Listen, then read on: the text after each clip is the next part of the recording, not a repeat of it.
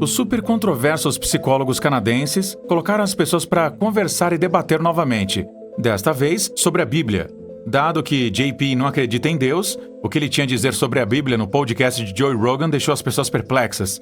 Vamos dar uma olhada nas verdades chocantes sobre a Bíblia que o Jordan Peterson revelou no podcast de Joe Rogan. O psicólogo canadense fez um nome para si mesmo ao expressar opiniões controversas online no topo da audiência. Embora isso tenha lhe merecido críticas generalizadas, alguns parecem pensar que ele não está tão errado assim. Na verdade, muitos conservadores religiosos encontraram a verdade em suas palavras, surpreendentemente dado que o propósito do JP afirma que ele não acredita em Deus. Agora, o coautor best-seller tem alguns fatos chocantes para compartilhar sobre a Bíblia. Mas quais são eles? Bem, para começar, ele afirma que a Bíblia foi o primeiro livro já escrito. De acordo com ele, antes da Bíblia, só havia pergaminhos e escritos em papiro. Então, este texto religioso foi a primeira vez que ele escreveu um livro de verdade. Peterson até mesmo apontou que a maioria dos outros livros foram nascidos da Bíblia, o que faz dela uma inspiração para todos os outros livros desde então.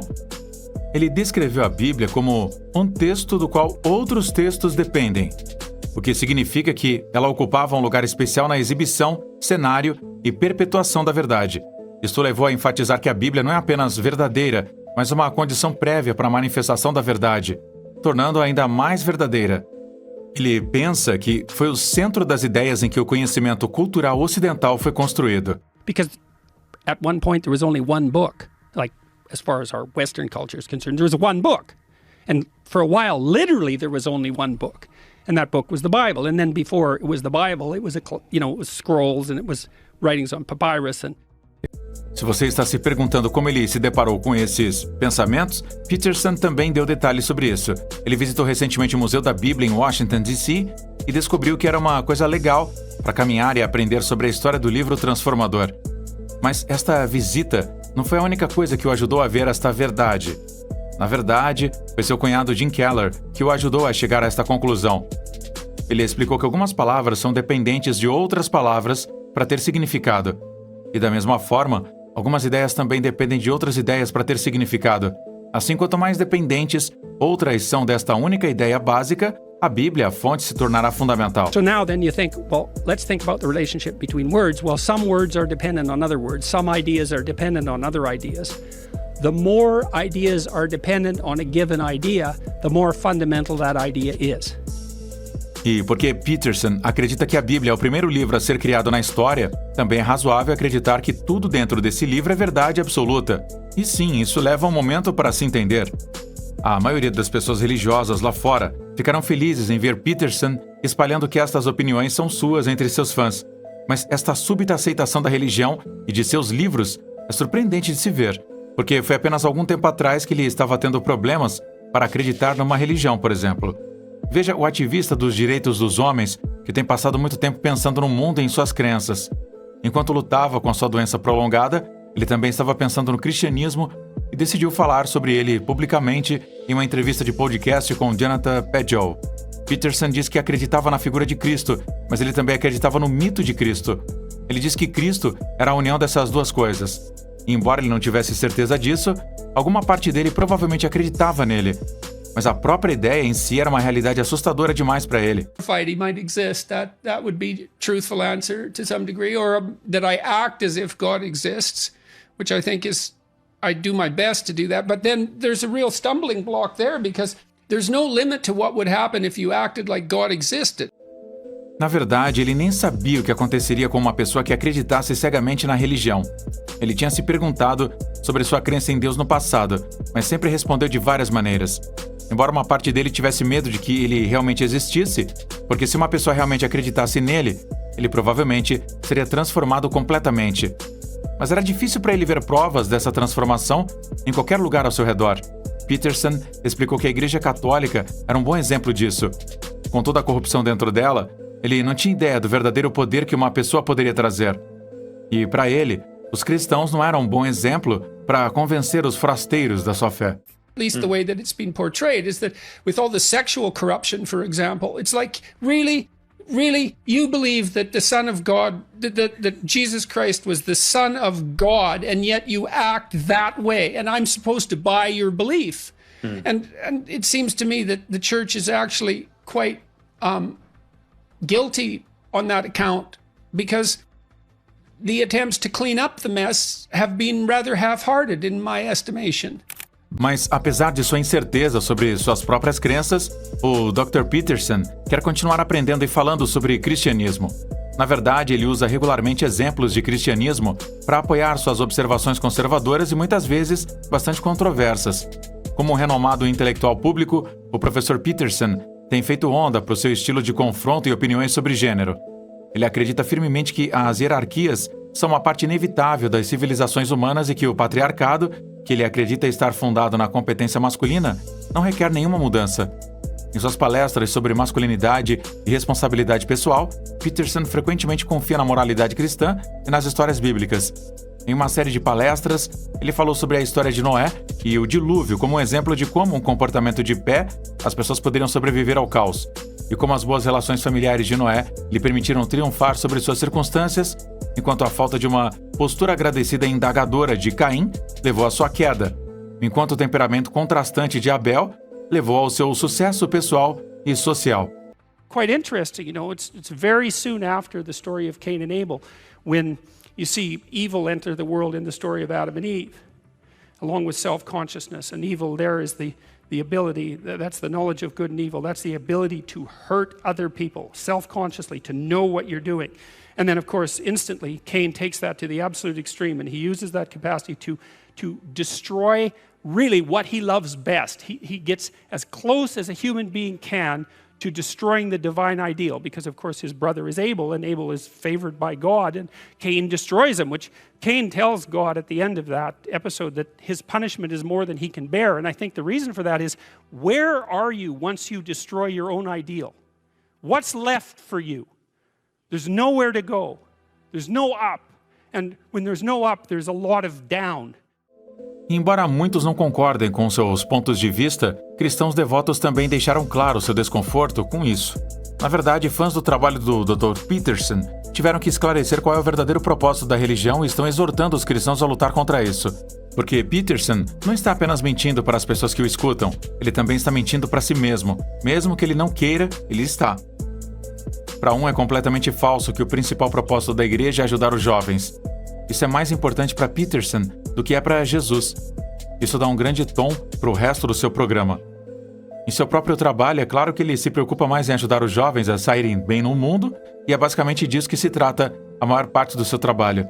Ele não está tentando pensar na melhor maneira da igreja fazer o trabalho de Cristo, mas pensando em como a igreja pode tornar os sonhos de Peterson realidade. O que vamos encarar, isso soa realmente egoísta. Os cristãos notaram que chegar ao céu, acrescentado ao final da sua palestra, quase como se fosse um pensamento posterior. Mais uma vez, isso pode mostrar o que ele mais valoriza. Claro, ele está usando o exemplo de figuras bíblicas para inspirar os homens a alcançar mais, mas essa nem mesmo é a mensagem que o cristianismo prega. Na verdade, ele procura lembrar aos seus crentes que se você deixar assuntos mundanos interromper seu crescimento espiritual, você nunca será realmente bem-sucedido. Na verdade, estes homens poderiam encontrar a esposa mais bonita, criar os filhos mais bonitos, plantar o jardim mais bonito, construir a arca mais bonita e tomar conta de todos os países do planeta. Mas no final do dia, todos morrerão e nada importará se você esquecer o propósito da religião. Claro que, como você já sabe, Peterson não se importa. Ou não se importa com o que os cristãos devotos têm a dizer, assim como ele não se importa com as críticas que recebe dos liberais. E é claro, muitos olharam para o lado lógico do argumento e quiseram olhar para suas afirmações com uma perspectiva mais ampla. Para um deles, Peterson se referiu ao cristianismo como a base da cultura ocidental. Então ele levou isso mais longe, quando revelou uma simples visita ao Museu da Bíblia em Washington, que era suficiente para ajudá-lo a ver a verdade de tudo isso. Embora seja surpreendente que uma simples excursão tenha sido suficiente para convencer Peterson sobre a existência de Deus, o que realmente chocou as pessoas foi a sua observação de que a Bíblia é uma base central unificadora de conhecimento e que tudo mais deriva dela. Simplificando, não há nenhuma prova disso. Além disso, é uma visão simplificada também demais de um tópico muito complexo. A sua hiperfixação da religião e mito é evidente por suas declarações, mas ele está ignorando vários outros fatores que também têm ajudado a moldar nossa sociedade e realidade. Na verdade, ele está tão determinado a ignorar fatores sociais, políticos e históricos que isso faz parecer ignorante. em um esforço para criar uma verdade que apela para si mesmo, ele faz observações flagrantes, como a sua insistência de que a Bíblia foi o primeiro livro, quando isso não é verdade. A Epopeia de Gilgamesh e O Livro dos Mortos são apenas 2 exemplos de livros que já existiam antes. Além disso, o que ele pensa sobre todos os significados escondidos na Bíblia que ajudam os cristãos a compreendê-la? Peterson acha que os livros são a única maneira que podemos aprender? Na verdade, a Bíblia é um livro não organizado, e as pessoas de hoje ainda não conseguem concordar sobre o que é a doutrina oficial. Ele tem repetidamente feito saber que ele sente que a hierarquia é fundamental e necessária para fazer sentido de tudo que existe. E um esforço para dar sentido ao mundo, ele realmente quer esta fonte central de conhecimento, a partir da qual podemos construir, mas não é assim que o conhecimento é criado. Não há um roteiro claro para o conhecimento que temos hoje, porque tem muitos fatores externos que devem ser levados em conta. Mas isso traz à tona outra questão importante. Como muitas pessoas lá fora, será que ele só está se voltando para a Bíblia para preencher um vazio moral e espiritual em sua vida? Você vê em seu livro anterior, Maps of Meaning, Peterson fala sobre como, quando ele era jovem, a igreja o ensinou a ser um cristão. Ele era uma criança curiosa e tinha perguntas, mas as pessoas encarregadas de catecismo não podiam lhe dar boas respostas e não parecia nem ter pensado nas suas perguntas. Então, é claro, Peterson ficou desapontado. Ele desistiu do cristianismo porque ele achava que era apenas um desejo que não fazia sentido cientificamente ou racionalmente, e porque estava em desacordo com a teoria darwiniana. Além disso, sua família não acreditava em nada, e ninguém em sua cidade parecia se importar que ele parasse de acreditar também. Mas isso não o impediu de procurar por respostas. Peterson pesquisou muito quando estava na faculdade, e foi durante esse tempo que ele percebeu que tinha a tendência de ficar violento. E foi quando ele começou a ter sonhos assustadores. Depois, houve uma noite em que ele ficou bêbado em uma festa e pintou um quadro ofensivo quando ele chegou em casa. Quando ele ficou sóbrio, ele se sentiu perturbado com o quadro e se perguntou o que fazer com a escuridão dentro dele. Foi também quando ele começou a ler Carl Jung, que fundou a psicologia analítica, e sentiu que finalmente tinha encontrado alguém que poderia ser capaz de explicar os seus sonhos sombrios. Jung disse que as experiências de seus ancestrais, cujos genes compartilhamos e cujas histórias contamos, moldam os nossos pensamentos e sonhos. Isso realmente tocou um acorde com Peterson, ou pelo menos até certo ponto. I've been struck by some clients in particular how unbelievably, continually they can generate deep archetypal dreams with a really coherent narrative structure. It's really phenomenal, and how revealing those dreams are. Problem with archetypal dreams is that they're not really personal, right? So if you're looking for a personal way out of a situation, an archetypal dream doesn't help you that much because it gives you the general pattern rather than a specific solution to your problem. But a good dream will do both at once. Peterson pensou que a teoria dos arquétipos de Jung era muito simplificada e, de certa forma, errada, mas ele concordava profundamente com suas ideias básicas.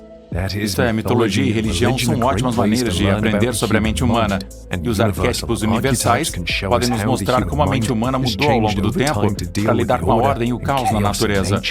O principal problema de Peterson com Jung é que ele leva os arquétipos muito à letra, especialmente quando eles têm a ver com gênero. Ele não é o único que pensa assim. Se este fosse o único problema, seria algo que os estudiosos poderiam debater e corrigir. Mas o maior problema é que ele usa esta forma errada de entender Jung para justificar o sexismo prejudicial que ele tenta fazer passar como uma defesa da liberdade de expressão e do senso comum. I think Jung overgeneralized his experiences, his clinical experiences. He conceptualized the hero's journey as something that was fundamentally creative and interior. And I think that that's probably true only for people who are really high in trait openness, who are creative. And I suspect that Jung attracted a tremendously disproportionate number of creative people to his practice, given the nature of his personality and his interests. Esta mensagem, que é baseada em dados questionáveis e apresentada como uma teoria psicológica, ressoa com muitos jovens porque lhes dá uma saída fácil para um enorme problema. Sua resposta é rejeitar o feminismo e o pós-modernismo, ou pelo menos sua versão deles, e voltar aos papéis tradicionais de gênero que Peterson diz que são mais baseados na biologia do que na sociedade. Então, ele chegou à conclusão de que existem 3 arquétipos básicos: o desconhecido ou o caos, o conhecido ou a ordem, e o meio termo entre o caos e ordem. E foi o trabalho do herói ou salvador, e neste caso são homens jovens da história, encontrar o seu caminho entre o caos e a ordem. Foi quando Peterson também percebeu que este tema de ordem e caos aparece em diferentes culturas, religiões e épocas da história, e que é a maneira mais importante de entender as vidas humanas. Pode ser visto na forma como os taoístas colocam o yin e yang juntos, na forma como os cristãos mostram Jesus como o portão estreito, no papel de Harry Potter como o buscador no esporte de fantasia quadribol, no papel de Osíris na mitologia egípcia, no papel de Marduk no Enuma Elish, e até mesmo com Pinóquio e Bela Adormecida também. Peterson observou que as histórias e muitos humanos nos ensinam a manter uma ordem que é estável o suficiente para nos dar segurança, mas também flexível o suficiente para mudar quando precisamos lidar com algo novo ou inesperado. E o que este tema de ordem e caos significa para nós como indivíduos, de acordo com Peterson? Significa que mesmo que deixemos de acreditar em um Deus que existe fora da natureza, ainda podemos ter um senso de propósito e significado para sermos o herói que traz ordem e caos para nossas próprias vidas, nossas famílias e nossas comunidades. Podemos encontrar um propósito num mundo triste, imprevisível e muitas vezes violento, sendo adultos responsáveis que assumem tarefas significativas e retribuem à sociedade. Mas isso começa com a limpeza de nossos próprios quartos e vidas em primeiro lugar. Agora, se algo disso faz sentido para você ou não, você não pode negar que Jordan Peterson é uma das figuras mais populares do mundo neste momento. Então, suas palavras soaram verdadeiras para alguns por aí. Ele tem sido chamado de o intelectual norte-americano mais discutido da era Trump, e sua popularidade parece estar crescendo. Mas o que tem o seu trabalho que é tão atraente para os jovens e por que ele ganhou tanto sucesso? Um fator que contribui para a popularidade de Peterson é a sua crítica ao que ele vê como uma crise cultural, uma crise que ele argumenta estar enraizada no declínio dos papéis tradicionais de gênero. De acordo com Peterson, muitos homens jovens sentem que algo deu errado com a nossa cultura e estão procurando por respostas. Peterson lhes oferece uma explicação: que o feminismo e o pós-modernismo têm minado a ordem social, deixando os homens jovens sem um sentido de propósito ou direção. Ele os encoraja a rejeitar esses movimentos e abraçar os papéis tradicionais de gênero. Ele argumenta serem mais intrínsecos biologicamente do que socialmente condicionados. When boys go to school, they're told that human beings are cancer on the planet and that we're destroying everything and that masculine ambition and ability is the main contributor to that. And then if that doesn't work, then they're informed through junior high and high school and university that they're all part of the oppressive male patriarchy and that it would be better if they just stayed home in their basement and stayed away from women and the world. And so that's, let's call that a demoralizing message, shall we? And leave it at that. Esta mensagem ressoa como muitos homens jovens que estão lutando para encontrar o seu lugar em um mundo em rápida mudança. Peterson lhes dá um senso de identidade e propósito, e ele enquadra sua mensagem como uma teoria psicológica, usando linguagem acadêmica para fazê-la ser razoável. Ele se apresenta como uma figura de autoridade calma e racional, e muitos jovens acham isso reconfortante. Outro fator que contribui para a popularidade de Peterson é a sua habilidade de expor questões psicológicas e emocionais profundamente enraizadas. Ele fala aos medos e ansiedades dos jovens homens, seu senso de alienação e desilusão. Ele lhes oferece um senso de esperança, uma maneira de encontrar um sentido e um propósito em suas vidas. Ele também fala sobre a importância da responsabilidade pessoal, autodisciplina e autoaperfeiçoamento. E muitos jovens acham isso inspirador.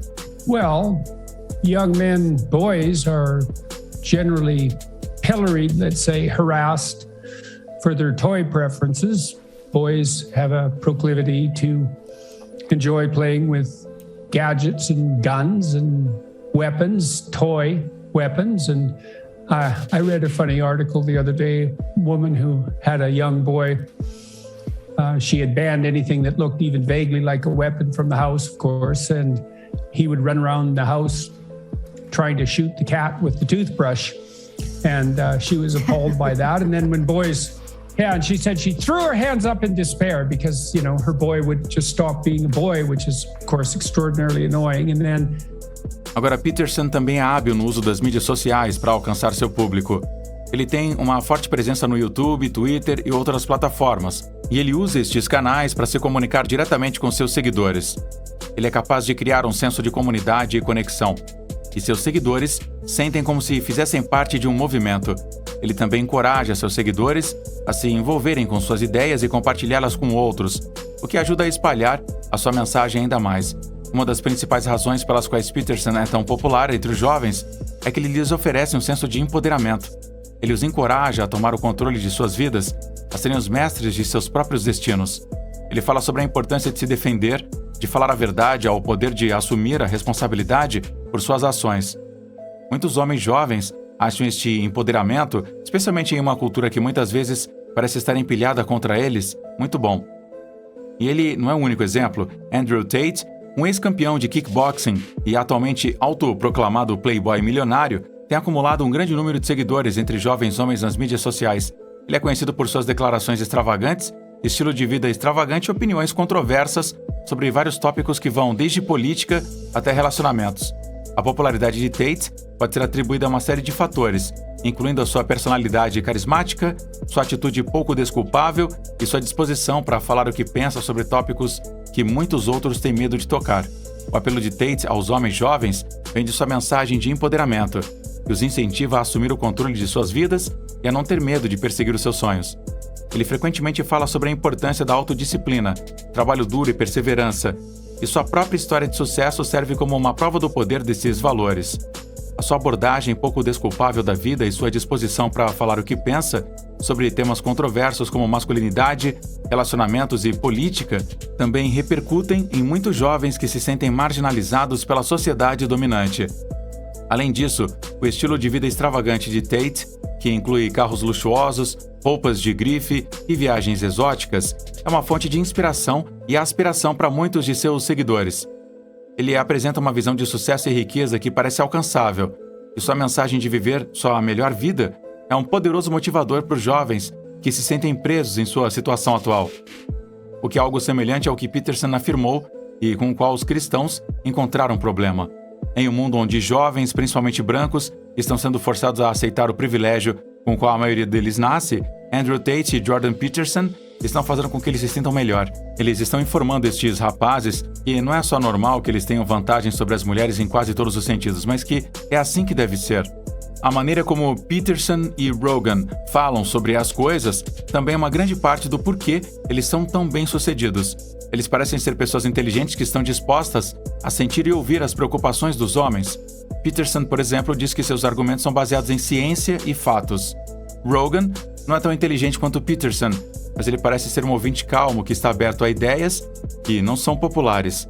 Mas debaixo das suas imagens cuidadosamente elaboradas e linguagem fácil de entender, eles estão basicamente dizendo ao seu público que o domínio masculino da história é um clichê ou a forma como as coisas devem ser, entre muitas outras ideias meio elaboradas. Peterson e outros como ele ajudam a espalhar a falsa ideia de que o mundo está contra os homens jovens de hoje. A crise de masculinidade é uma grande coisa para as pessoas que trabalham pelos direitos dos homens, mas essa chamada crise não é nada de novo.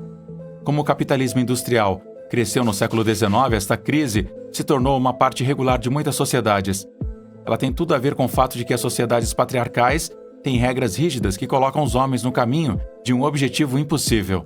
Know that there's a lack in us that needs to be redressed, and unfortunately that can be weaponized and has been.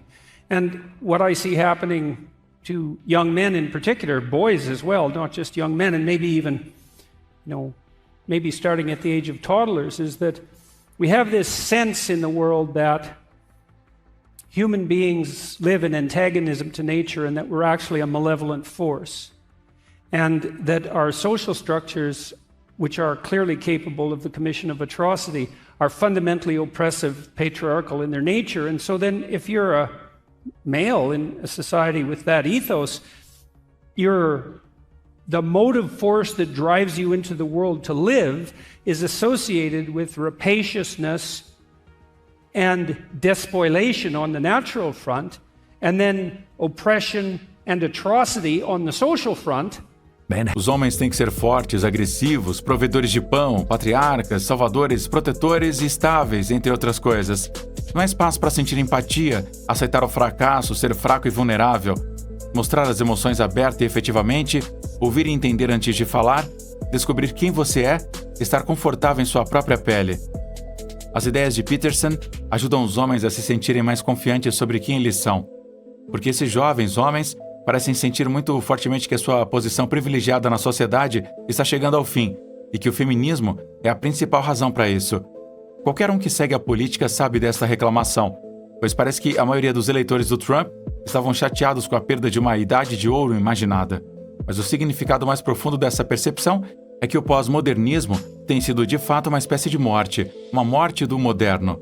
E o fim da certeza e do privilégio que os homens, especialmente os homens brancos heterossexuais, tiveram na era que está chegando ao fim.